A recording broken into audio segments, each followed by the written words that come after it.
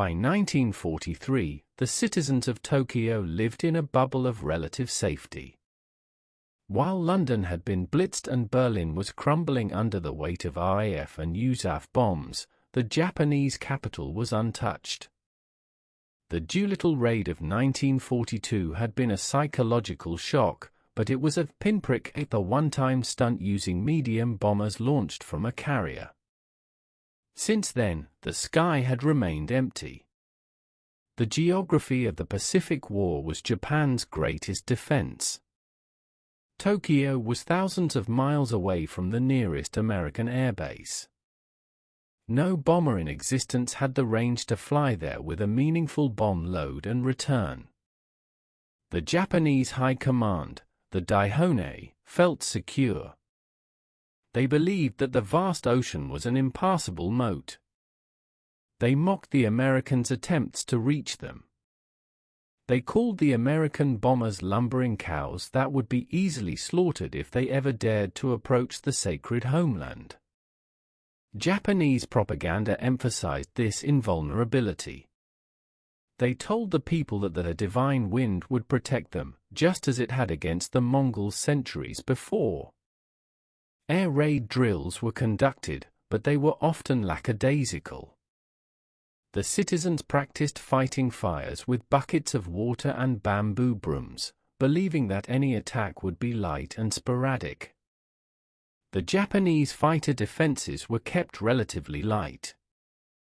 Most of the best pilots and planes were sent to the front lines in the South Pacific to fight the Marines. Why keep them in Tokyo when the enemy couldn't reach Tokyo? This sense of security was not just arrogance, it was based on the known limits of aviation technology. The Japanese engineers knew the specs of the B-17 and the B-24. They knew those planes couldn't make the trip. They didn't know that in the factories of Boeing, a new machine was being built that defied the known limits of aviation. A machine designed specifically to cross the moat and burn the castle. The untouchable empire was living on borrowed time, protected by distance that was about to be erased by technology. The weapon designed to reach Tokyo was the Boeing B-29 Superfortress. It was the single most expensive weapons project of World War II. It cost $3 billion.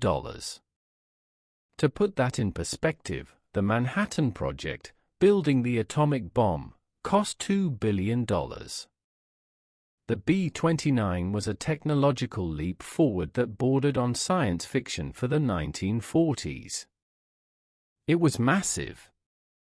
It had a wingspan of 141 feet. It could carry 20,000 pounds of bombs. But its defining feature was pressurization.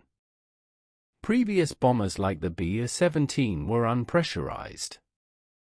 Crews wore heavy sheepskin suits and oxygen masks to survive the freezing, thin air at 25,000 feet. They froze. They got hypoxia. Fatigue was a killer. The B-29 had a pressurized cabin. The crew could fly in their shirt sleeves. They could breathe normally. They were warm. This meant they could fly higher, up to 30,000 feet, and stay fresh for missions lasting 15 or 16 hours. It also had a revolutionary defensive system. The gunners didn't stand in open windows freezing to death. They sat in comfortable sighting blisters. They used the Central Fire Control System, a computerized, analog system made by General Electric. A gunner could aim a sight at an enemy plane, and a turret located 40 feet away would track the target and fire automatically. The computer calculated lead, gravity drop, and windage. It was a spaceship compared to the biplanes that had started the war just a few years earlier. But this complexity came with a heavy price. The B-29 was rushed into production before it was fully tested. The Battle of Kansas, the frantic effort to get the first planes ready, was a chaotic mess of missing parts and last-minute modifications. When the first B-29s rolled off the assembly lines, they were plagued with problems.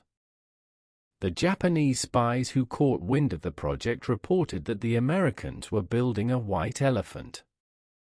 They believed it was too complex, too heavy, and too expensive to ever be produced in numbers. They laughed at the American obsession with gadgets. They didn't realize that the white elephant was about to become a stampede. The Achilles heel of the Superfortress was its heart, the Wright-ULT 3350 duplex cyclone engine. It was a monster of an engine. Twin-turbocharged. 18 cylinders. 2,200 horsepower. But it was built of magnesium to save weight. And it ran hot. Very hot. The cowling was designed too tight for aerodynamic reasons, restricting airflow. The result was a tendency for the engine to catch fire.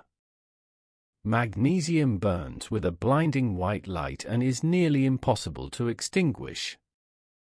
If an engine caught fire in flight, the wing spar would often melt, and the wing would snap off. During training, B-29s were falling out of the sky not because of enemy fire, but because their engines were eating themselves. Pilots were terrified of the plane. They called it a three-engine plane because you always lost one. The Japanese learned of these troubles. When the B-29s first deployed, Japanese pilots noticed that the Americans seemed hesitant. They flew carefully. They saw B-29s aborting missions, turning back with smoke trailing from their wings before a shot was fired. This reinforced the Japanese dismissal of the threat. They saw a machine that was defeating itself. The Americans have built a plane that kills its own crews, they joked. The engine fires were a crisis. General Hap Arnold, commander of the Army Air Forces, threatened to cancel the engine contract. Mechanics worked feverishly to modify the baffles and fuel injection systems. But for the first year of its operation, the B-29 was more dangerous to its crew than to the enemy. The engine curse masked the true potential of the bomber. It made the B-29 look like a failure. It lulled the Japanese defenders into a false sense of security. They thought the technological hurdle was too high. They didn't understand the American capacity for debugging on the fly. The Americans didn't stop using the ULT-3350, they just learned how to nurse it, how to fix it, and eventually, how to master it. The debut of the B-29 was a logistical nightmare called Operation Matterhorn. Before the US captured the islands near Japan, they tried to bomb Japan from bases in China. But to get fuel and bombs to the bases in China, they had to fly them over the hump, the Himalayan mountains, from India. It was the most inefficient supply line in history. It took 7 gallons of fuel burned by a transport plane to deliver 1 gallon of fuel to the B-29 bases. The B-29s themselves were used as cargo planes, hauling their own gas over the mountains. The strain on the engines flying over the Himalayas was immense. Many crashed in the mountains. When the raids finally launched against targets in Kyushu, southern Japan, in mid-1944, they were ineffective. The formations were small, only 60 or 70 planes. The bombing accuracy was terrible. Japanese fighters, the Ki-45 Nick and the Ki-61 Tony, rose to intercept them. The Japanese pilots found that the B-29 was tough, but not invincible. They attacked from the front, exploiting the glass nose. They rammed them. The damage inflicted on Japanese industry was negligible. The steel mill at Yawata, the primary target, was barely scratched. The Japanese high command breathed a sigh of relief. This was the super bomber? This was the $3 billion weapon? It seemed like a colossal waste of effort.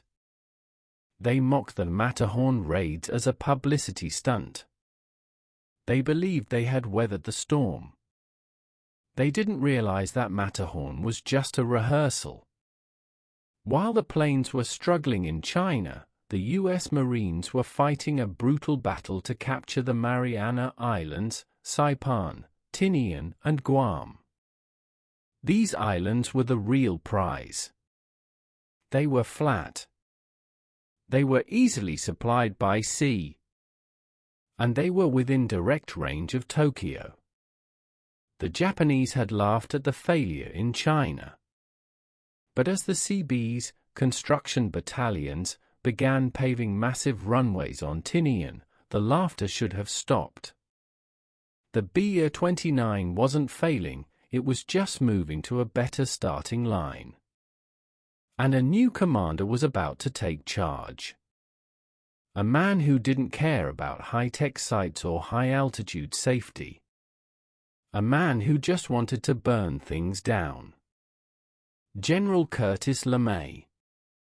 In late 1944, the B-29s moved to their new homes, the captured islands of Saipan, Tinian, and Guam. These were the unsinkable aircraft carriers the Americans had fought so hard to secure. The bases were perfect. Massive coral runways. Easy supply by sea.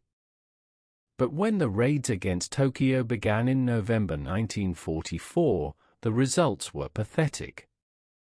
The B-29 was designed as a high-altitude precision bomber. The Northern Bomb Sight, a computer in itself, was designed to drop a bomb into a pickle barrel from 30,000 feet. But the American planners had forgotten to ask Mother Nature for permission.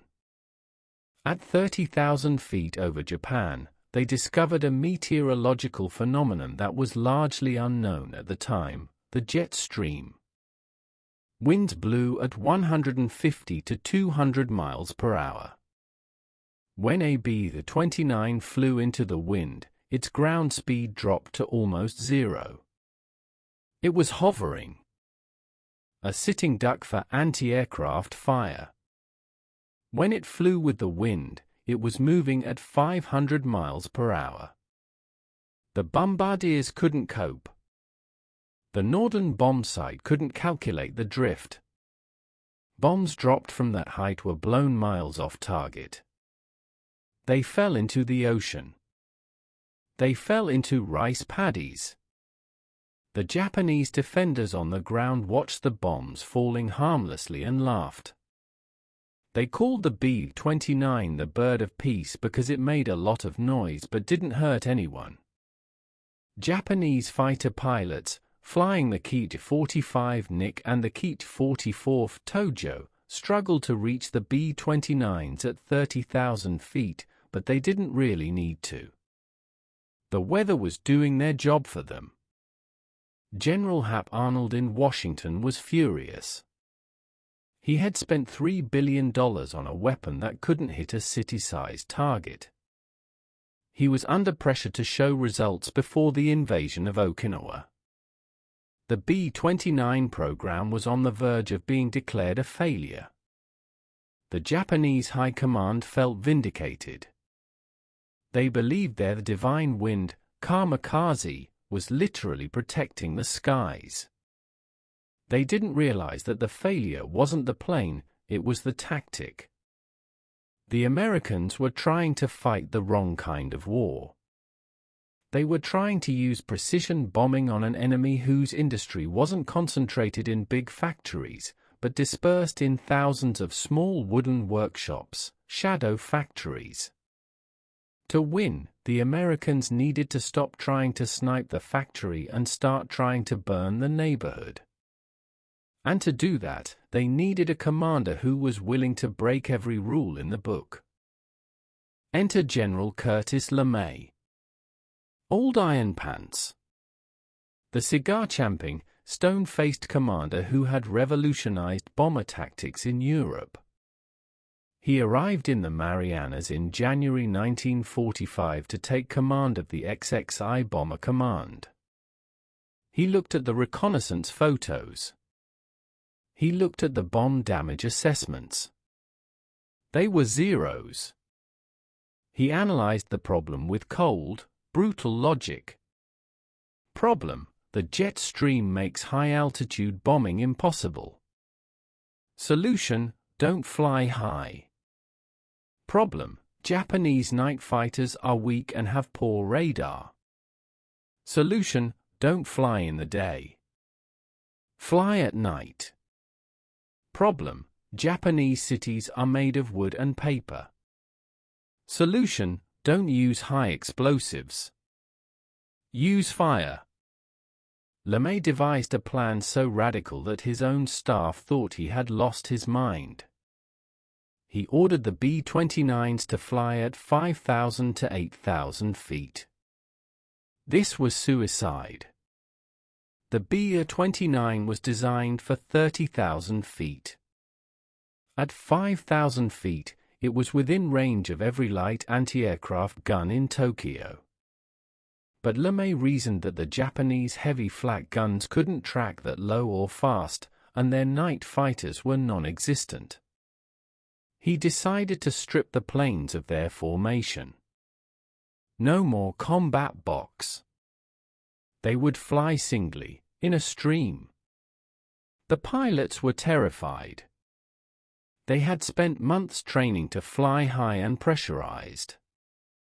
Now they were being told to fly down in the mud, right over the rooftops of the enemy capital. It was a gamble of career and life. If LeMay was wrong, he would lose the entire strategic bomber force in a single night. The war would be prolonged by years. The Japanese commanders, monitoring the American radio silence, had no idea what was coming. They were still preparing for high-altitude daylight raids. They were looking up at the stratosphere. They didn't expect the dragon to come crawling on its belly in the dark. LeMay's plan was the military equivalent of an all-in poker move. He was betting everything on the flammability of Tokyo. LeMay wasn't done making changes. To burn Tokyo, he needed maximum payload. He looked at the B-29. It was heavy. It carried tons of ammunition for its defensive turrets. It carried the turrets themselves, the General Electric computerized marvels. It carried gunners to operate them. LeMay did the math. If he was flying at night, he didn't need defense against fighters. The Japanese couldn't find him. So, he ordered the unimaginable. Take the guns out. Mechanics swarmed the planes. They removed the turrets. They removed the computerized sights. They unloaded thousands of rounds of .50 caliber ammo. They left only the tail gunner, just for observation. By stripping the defenses, they saved over 3,000 pounds of weight per plane. That weight was replaced with bombs. Specifically, the M69 incendiary cluster. This was a diabolical invention. It looked like a regular bomb casing, but inside, it held 38 individual bomblets. When dropped, the casing opened at 2,000 feet. The bomblets scattered. Each bomblet was a steel pipe filled with napalm jelly. Upon impact, it spewed burning goo that stuck to everything and burned at 1,000 degrees. It was designed specifically by Standard Oil to destroy Japanese wooden architecture. The B-29 crews watched their planes being gutted. They felt naked. They were going into enemy territory in a slow, low-flying bus with no guns. "If we get caught," one pilot muttered, "it's going to be a short war." But LeMay was adamant. Speed and surprise were their armor. The stripped-down B-29s were lighter, faster, and carried a payload that could incinerate a city block per plane. The Superfortress had been turned into a superarsonist. The Japanese radar operators saw the blips appearing on their screens on the evening of March 9. They assumed it was another high-altitude raid. They alerted the heavy flak batteries. They didn't alert the fire brigades. They had no idea that the planes approaching them were not the armored knights of the sky they expected, but stripped-down bombers carrying nothing but fire. March 9, 1945. Tinian Island. Northfield. The sun set, and the engines began to turn. Over 300 B-29s were lined up on the parallel runways. It was the largest concentration of air power in the Pacific. The atmosphere was electric with tension. The planes were overloaded. They were carrying 6 to 8 tons of incendiaries each. Taking off in a B-29 was always risky. The engines tended to overheat on the ground. Taking off overloaded, at night, for a low-level mission was terrifying. LeMay stood by the runway in his jeep, chewing his cigar. He watched every plane. The engines roared to full power. 2,200 horsepower per engine. The massive bombers lumbered down the coral strips. They used every inch of the runway.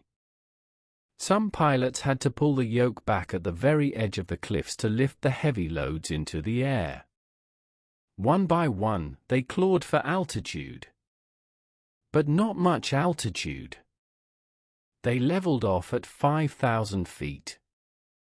The formation stretched for hundreds of miles. A stream of aluminum and death heading north. Inside the cockpits, the mood was grim. The crews knew that if they went down at this altitude, there was no time to bail out. There was no gliding. They checked their navigation. They checked the release mechanisms for the incendiaries. They were flying into the unknown. For the Japanese citizens of Tokyo, it was a windy night. A cold, dry wind was blowing through the wooden streets of the Shitamachi district, the working-class area packed with small factories and homes. It was the worst possible weather for a fire. And 300 bombers were bringing the spark. Operation Meeting House, the deadliest air raid in human history, had begun. The Japanese High Command was asleep. The air raid sirens were silent. The Empire was about to pay the price for its arrogance, its wood and paper construction, and its belief that the ocean could protect it from the wrath of the industrialized world. Midnight, March 10, 1945. The first Pathfinders arrived over Tokyo. They dropped their incendiaries in a pattern, marking a giant fiery X on the city. Then, the main force arrived. It wasn't a bombing, it was a deluge. Thousands of M69 clusters opened up. 500,000 canisters of napalm rained down on the Shitamachi district. The effect was instantaneous. The dry wooden houses caught fire like kindling. The strong wind fanned the flames, merging hundreds of small fires into a single, massive firestorm. Temperatures on the ground reached 1,800 degrees Fahrenheit. the air itself caught fire. The oxygen was sucked out of the atmosphere to feed the blaze, creating hurricane-force winds that pulled people and debris into the inferno. From the cockpits of the B-29s, flying at only 5,000 feet, the scene was apocalyptic. The pilots reported smelling burning wood and flesh. The turbulence from the rising heat thermals was so violent that it flipped 60-ton bombers onto their backs. Some B-29s were tossed upward thousands of feet in seconds. The crews looked down into the glowing red abyss. It looked like the mouth of a volcano. They saw the streets etched in fire. They saw the rivers reflecting the glow. Inside the planes, the air grew hot. The aluminum skin was warm to the touch. Ash and smoke rose high into the sky, coating the windshields of the bombers with soot. The crews called it black snow. The Japanese defenses were overwhelmed. The searchlights couldn't penetrate the smoke. The flak guns fired blindly. The few night fighters that launched were tossed around by the turbulence. The untouchable empire was burning. The B-29s flew through the smoke, dropped their loads, and turned for home, leaving behind a city that was being erased from the map. On the ground, the horror was absolute. The Japanese civilian defense plans, buckets of water and wet mats, were useless against napalm. People fled toward the rivers and canals, thinking the water would save them. But the firestorm was so intense that the water boiled. The Sumida River became a graveyard. Thousands jumped in to escape the flames, only to be suffocated by the smoke or boiled alive. Bridges collapsed under the weight of fleeing refugees. The fire moved faster than people could run. It jumped fire breaks. It consumed concrete buildings by turning them into ovens. Over 100,000 people died that night. More than in Hiroshima or Nagasaki. It remains the single deadliest air raid in human history. 16 square miles of Tokyo, the industrial heart of the city, were burned to ash. The next morning, the sun rose over a wasteland. Where there had been a bustling metropolis, there was only a flat, grey plain of ash, punctuated by brick chimneys and the twisted skeletons of steel buildings. The emperor, touring the devastation, was reportedly shaken to his core. The Japanese people realized that their government had lied. The divine wind had not protected them. The Americans could reach them. And they could kill them by the hundreds of thousands.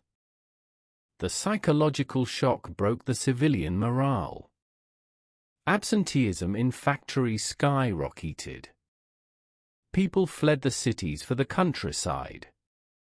The myth of invincibility was incinerated along with the paper houses of Tokyo. Operation Meeting House was just the beginning. LeMay didn't stop. He launched similar fire raids against Osaka, Kobe, Nagoya, and Yokohama. He burned out the shadow factories, the small workshops in homes that produced parts for the Japanese war machine. The Japanese industrial capacity collapsed.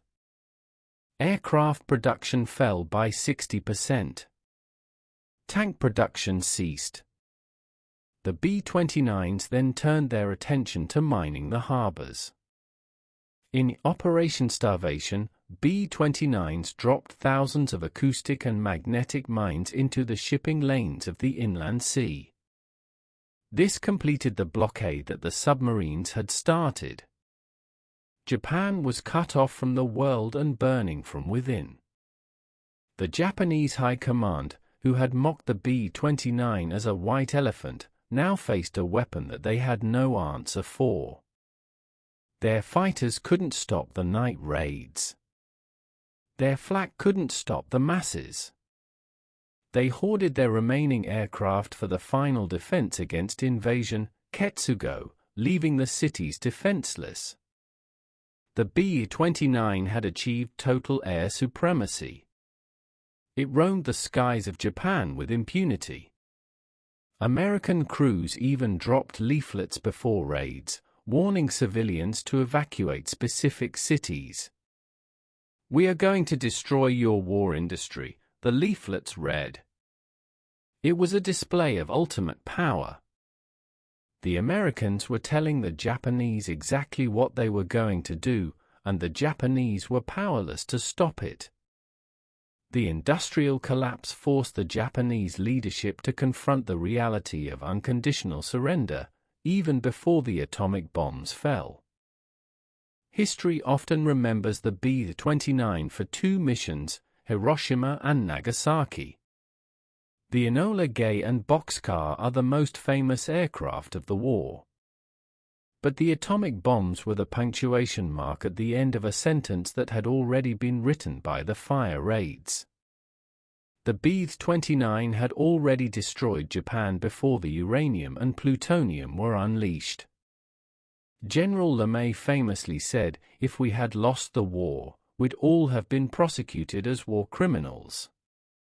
He understood the brutality of what the B-29 had done. It had turned war into a process of extermination. The B-29 Superfortress was a technological marvel. Its pressurized cabin paved the way for modern air travel. But its legacy is dark. It proved that a nation with superior technology and industrial capacity could destroy an entire civilization from the air, without ever setting foot on the ground. The Japanese commanders who had laughed at the buggy engines and the clumsy airframe in 1944 had made a fatal error. They underestimated the American will to solve problems. The Americans fixed the engines. They fixed the tactics. They fixed the aim. And in doing so, they fixed the outcome of the war. The B-29 was the most expensive gamble of World War II. But as the smoke cleared over the ruins of Tokyo, it was clear that the gamble had paid off. The white elephant had trampled the rising sun.